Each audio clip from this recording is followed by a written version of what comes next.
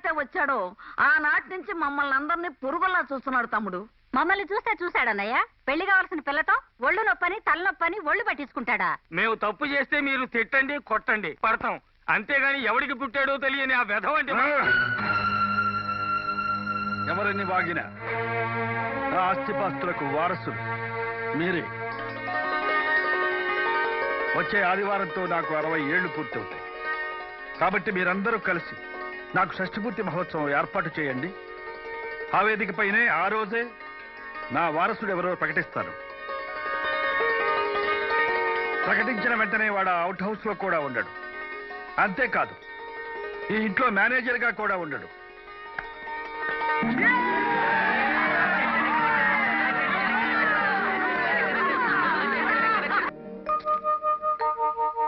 సూర్యదేవర లక్ష్మీ రాఘవర ప్రసాద్ గారి షష్ఠి పూర్తి మహోత్సవం. తేదీ 25/2/98. ఇట్లు బంధువర్గం: బావమరుదులు నారాయణరావు, సాంబశివరావు, వెంకటేశ్వరరావు, రాధాకృష్ణ, అక్కయ్య కోటీశ్వరమ్మ, చెల్లుళ్ళు ప్రభావతి, అనసూయ, సావిత్రి. బంధువులని వాళ్ళ చెల్లుళ్ళు, బావలు, వాళ్ళ పిల్లలు, చివరికి మనవల పేర్లు కూడా వేశారు. కానీ నా పేరు వేయడానికి ఆయన మనసు ఒప్పదు.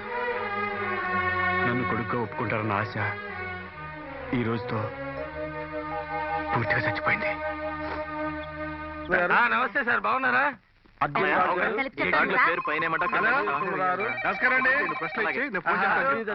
ఏదో వాళ్ళంతా ఆడావిడి పూలు దండలు 2 కావాలి. ఎక్కువ కావాలి. సరే అక్క, నీకు ఈ చీర బాగుంటుంది, కట్టుకో. ఇప్పుడు నాకెందుకు తమ్ముడు? మీ అందరికి కాకపోతే ఈ షష్ఠపూర్తి మహోత్సవం నా కోసమా? మీరందరూ కట్టుకోవాలి. కట్టుకో ఇవాళ. ఏ ప్రభావతి, నువ్వు చీర తీసుకో.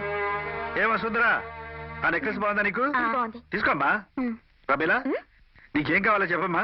నాకు వద్దులే మావయ్య, చాలా ఉన్నాయిగా. అదేంటి అన్నట్టు రాధాకృష్ణ బావగారు, లాయర్కి ఫోన్ చేయమని చేసావా? చేశాను అన్నయ్య. లాయర్ని ఆస్తి పంపకాల కోసమే పిలిపిస్తున్నట్టున్నారు.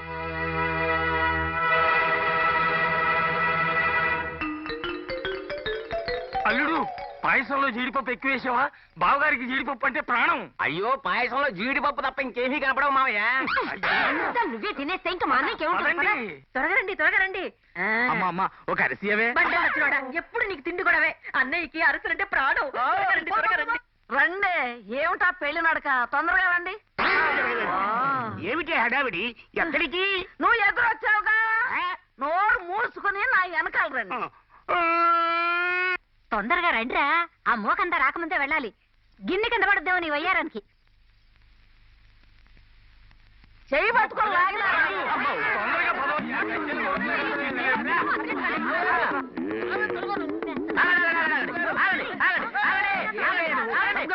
ఏమిటారు నువ్వు? మా అన్నయ్య చూడడానికి మేము వెళ్తుంటే మధ్యలో డాన్స్ చేస్తున్నావు. అయ్యగారు లోపల లాయర్ గారితో సీరియస్ గా మాట్లాడుతున్నారు.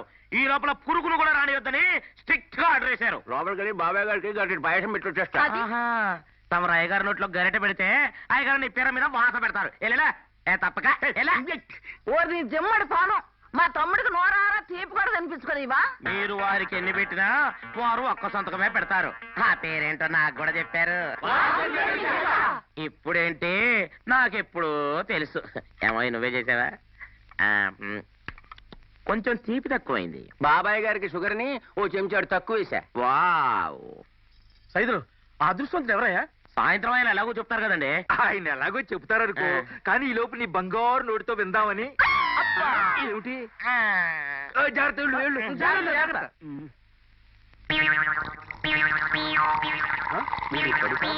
ఎంతసేపు వస్తున్నాడు? వచ్చేసాడు. ఆ వారసుడు ఎవరో చెప్పరా? అయ్యో, నీళ్లు పెట్టి మర్చిపోయానండి. ఈ మాత్రం దానికి నువ్వు వెళ్ళాలా? అల్లుడు, నువ్వు వెళ్ళి బాత్రూమ్ లో నీళ్లు పోసిరా. నేనా? పోసిరావయ్యా, వెళ్ళు. ఆ వారసుడు ఎవరో చెప్పరా మగడా? ఆ వారసుడు బయటోడు మాత్రం కాదండి, ఖచ్చితంగా మీలో ఒకడు.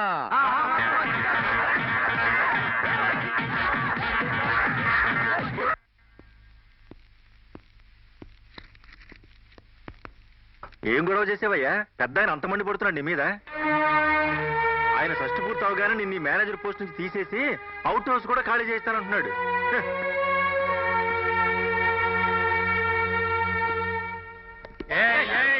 పిల్లలు కింద పోయి ఆడుకోండి. అల్లుడు ఏమిటి పడుకోవటం టైం అవుతుంది. అబ్బే వీళ్ళని నమ్ముకుంటే ఒక్క పని కూడా కాదు. ఏమి సావిత్రి మీరట్ట కూర్చుని ఊసులాడుకుంటే ఎట్టా? ఆ వచ్చే వాళ్ళని సరిగ్గా కూర్చోబెట్టండి. వెళ్ళండి వెళ్ళండి.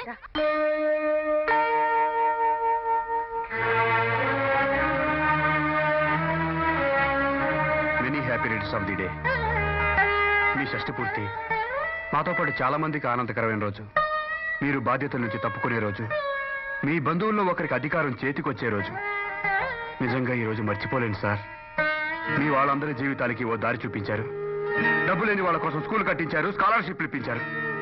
మీ ఫ్యాక్టరీలో పనిచేసే వాళ్ళందరినీ సొంత మనుషుల్లా చూసుకున్నారు. సొంత మనిషిని మరి నన్నెందుకు సార్ అంటరాని వాడిగా చూస్తారు? నా పేరు చెప్తే ఉలిక్కి పడతారు. నా నీరు చూస్తే తప్పుకుని వెళ్ళిపోతారు. నేరాగానే మాట్లాడడం ఆపేస్తారు. నేనేం తప్పు చేశాను సార్? మిమ్మల్ని ప్రేమించి మీరే దేవుడని నమ్మిన మా అమ్మ కడుపులో పుట్టడమే నేను చేసిన తప్ప? మిమ్మల్ని నాన్న అని పిలవాలని ఆశపడ్డం తప్ప? మా అమ్మ ప్రతివ్రతాన్ని లోకం ముందు చెప్పాలనుకోవడం తప్ప? చెప్పండి సార్, చెప్పండి. నాకు అర్థమైంది సార్. మీరు క్షమించలేని తప్పు ఖచ్చితంగా మా అమ్మ చేసి ఉంటుంది. మా అమ్మ మిమ్మల్ని మోసం చేసి ఉంటుంది. మీ దృష్టిలో మా అమ్మ చెడిపోయి ఉంటుంది. నన్ను మరెవరికో కానీ మీ పేరు చెప్పుంటుంది. మా అమ్మ పతి సార్, పతితా.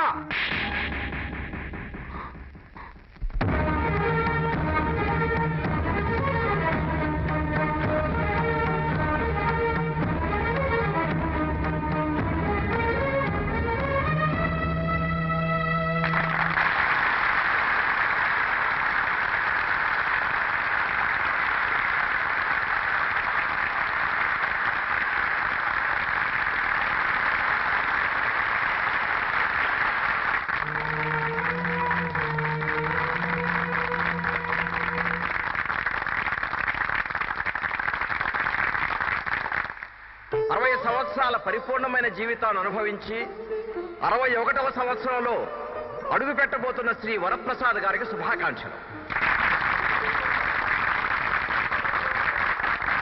వరప్రసాద్ గారికి షష్ఠి పూర్తి అంటే అది ఆయన కుటుంబానికి మాత్రమే పండగ కాదు, సమాజం మొత్తానికి పండగ. మంచికి మానవత్వానికి పండగ. ఆడపిల్లకి ఎక్కువ కట్నం ఇచ్చారనే కోపంతో తన తల్లిదండ్రుల్ని బయటకు గంటేసే అన్నదమ్ములున్న ఈ రోజుల్లో తన చెల్లెళ్ల కోసం తన జీవితాన్నే త్యాగం చేసిన ఘోటక బ్రహ్మచారి మన సూర్యదేవరాజు. వారిలాంటి పుట్టినరోజు వేడుకలు ఇంకా చాలా చేసుకోవాలని ఆశిస్తూ వారికి షష్ఠి పూర్తి శుభాకాంక్షలు తెలియజేస్తున్నారు. ఇప్పుడు శ్రీ వరప్రసాద్ గారు మాట్లాడతారు.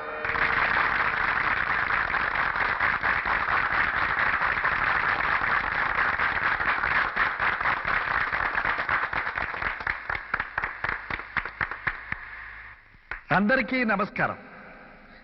ఇప్పుడు మాట్లాడిన వారందరూ నా పుట్టినరోజు మంచికి మానవత్వానికి పుట్టినరోజుని, మీ అందరికీ స్ఫూర్తి అని ఏవేవో చెప్పారు. కానీ వారు చెప్పినంత, మీరు అనుకున్నంత గొప్పవాణ్ణి కాదు. నేను ఒక మామూలు మనిషిని. నాలోనూ బలహీనతలున్నాయి. నేనెన్నో తప్పులు చేశాను. కొంతమందిని బాధ పెట్టాను కూడా. మీరందరూ భీష్ముడు అనుకుంటున్న నా బ్రహ్మచర్యం వెనక మీకు తెలియని ఒక కథ ఉంది. నేను ఒక ఆమెను ప్రేమించాను. పెళ్లి చేసుకుంటానని మాటిచ్చాను. కానీ నా తండ్రికిచ్చిన మాటకు కట్టుబడి ఆ కుటుంబ బాధ్యతలకు తలవచ్చి ఆమె జీవితాన్ని నుంచి దూరమయ్యాను. నన్ను నమ్మిన ఆమెను నాకు తెలియకుండానే అన్యాయం చేశాను. ఆమెకు పుట్టిన బిడ్డను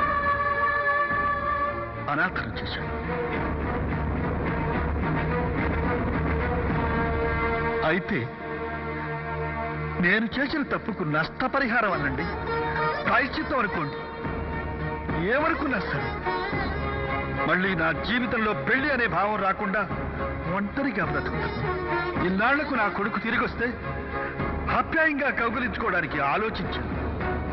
ఇన్నాళ్లుగా లేని కొడుకుని వీడు నా బిడ్డ అని అంటే నా వాళ్ళేమనుకుంటారో మీరేమనుకుంటారో అన్న సందేహంలో పడ్డాను. ఆ ఆలోచనే తప్పు అన్న నిర్ణయానికి వచ్చి ఈ సంతోష సమయంలో నా అంతరాత్మ సాక్షిగా నిజం చెబుతున్నాను. విజయలక్ష్మి నా భార్య, ఆనంద్ నా కొడుకు.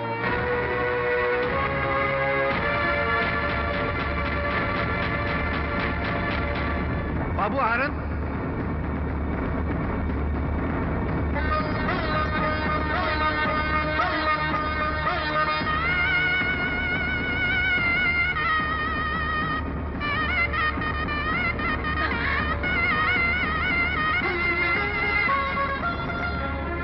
అతనే నా కొడుకు.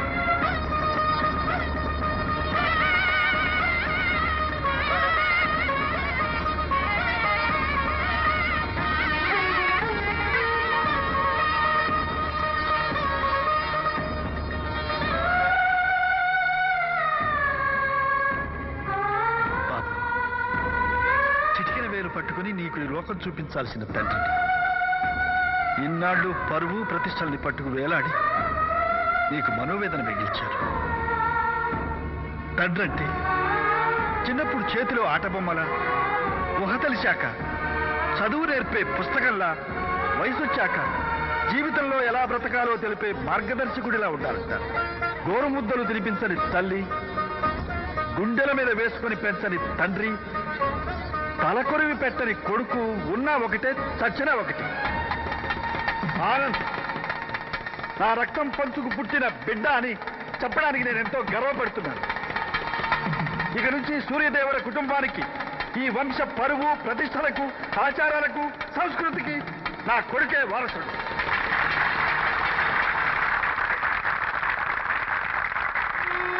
నాన్నగారు, బాబు,